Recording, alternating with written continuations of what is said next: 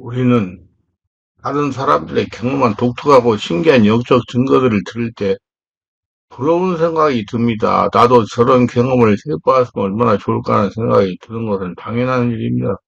그 어떻게 하면 그런 경험을 맛볼 수 있을까요? 그 사람이 행한 대로 행하기도 합니다. 예를 들어 40일 금식에서 그런 능력과 경험을 얻었다면 자신도 40일 금식을 해서라도 그런 능력을 얻고 싶어 합니다. 7, 80년대 우리 교회는 이런 것이 유행처럼 번져갔습니다. 40일 금식 기도는 사역자라면 누구나 거쳐야 하는 것처럼 한때 유행이 되었죠. 한 번으로 안 되면 두, 세 번, 네 번 계속해서 여러 차례 하는 분들도 계셨습니다.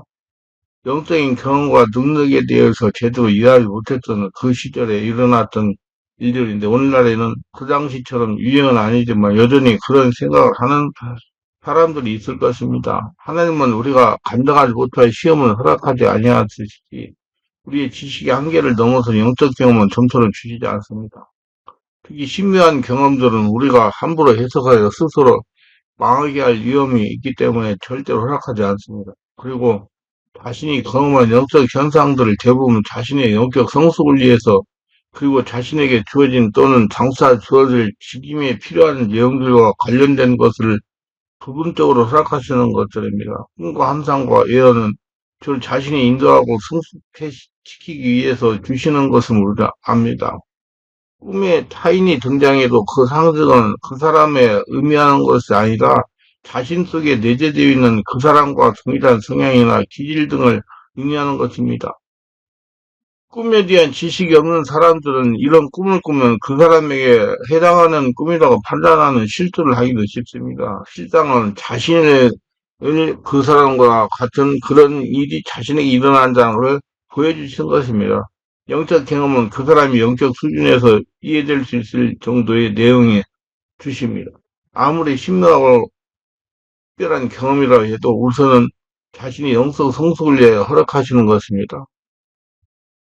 아주 특별히 그 경험이 교회의 경영주의한 예언적 경험이었다면 그 사실을 알려주시는 다음의 주체가 있게 됩니다. 공동체를 위해서 주시는 특별한 경험은 성숙한 지도자들이나 예언자들이나 사역자에게 해당합니다. 투보자에게는 그런 부담을 허락하시지 않는 것이 보편적입니다.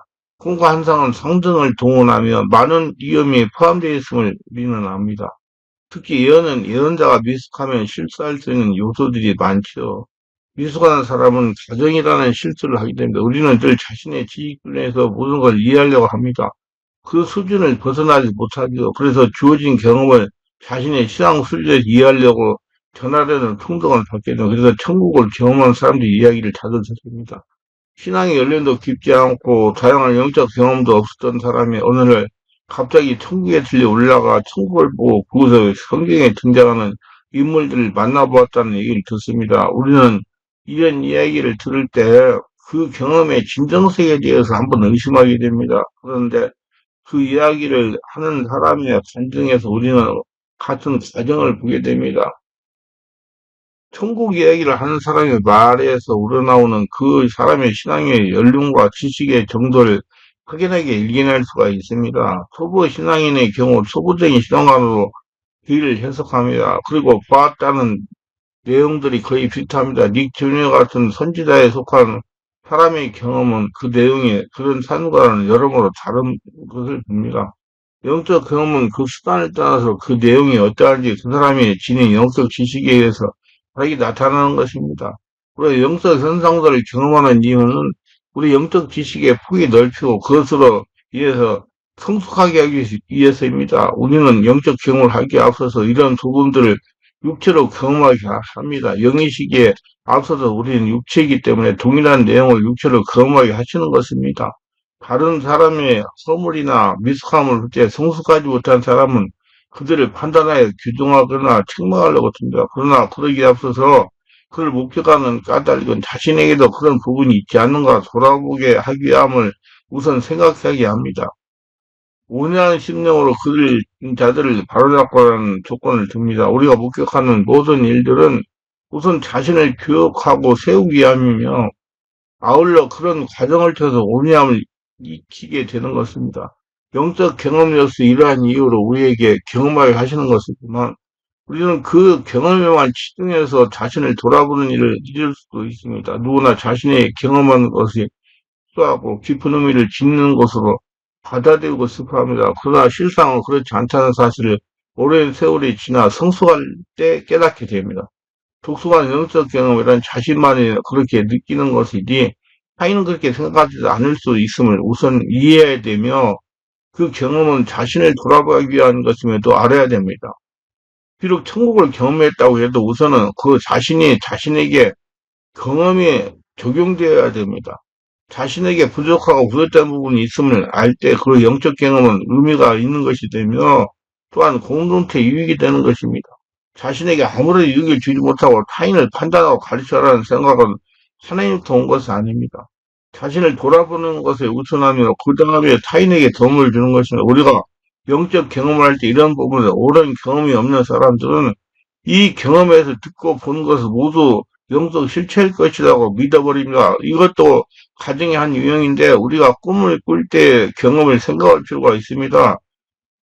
꿈은 얕은 잠이 든 상태거나 깨어나기 직전에 꾸게 됩니다. 이 상태에서 우리의 의식이 다시 깨어나기 시작하는 때이므로 때로는 꿈속에 우리의 생각이 스며들기도 합니다. 물론 그 생각만이도 주님이 사용하시는 경우가 있지만은 어쨌든 우리의 생각이 꿈에 섞여 들어가게 되는 것입니다. 생각하면서 꿈을 꾸며 꿈에 등장하는 그림을 보면서 자신이 이런저런 판단을 하는 것을 경험했을 겁니다. 이 경우와 같이 우리가 영적 경험을 할 때 그 속에 우리의 생각이 스며들 수가 있다는 점을 알아야 됩니다. 이는 예언 시에도 마찬가지입니다. 예언은 식별되어야 하는 까닭이 이것인데 우리의 생각이 예언 속에 스며들기 때문입니다. 예언의 영이 우리의 생각을 통제한다 하더라도 그 가운데 우리의 의지가 스며들 여유가 항상 있는 것입니다.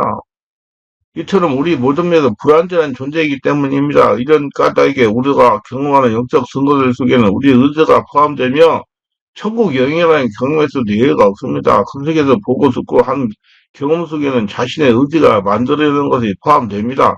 천국 경험을 하게 되는 기능적인 배경에 대해서는 다음 기회에 만들어 설명하겠지만 독특한 영적 경험에서도 우리의 연약함은 드러나게 됩니다. 그러나 성숙하지 못한 사람은 그 경험의 전부가 하나님부터 온 것이라고 믿어버립니다. 많은 경우 독특한 영적 경험이라고 생각하는 것들 가운데 대부분은 꿈과 환상일 것입니다. 꿈과 환상은 우리에게 주어지는 계시의 일반적인 수단이 에스겔이 천국을 본 것도 역시 환상이었으며 요한 사도가 본 것 역시 환상이었습니다. 환상은 결코 실체가 아니며 이미저리입니다. 이것은 비유이며 알레고리이기 때문입니다. 그 본 것을 통해서 우리는 진정한 의미를 찾는 노력을 해야 됩니다.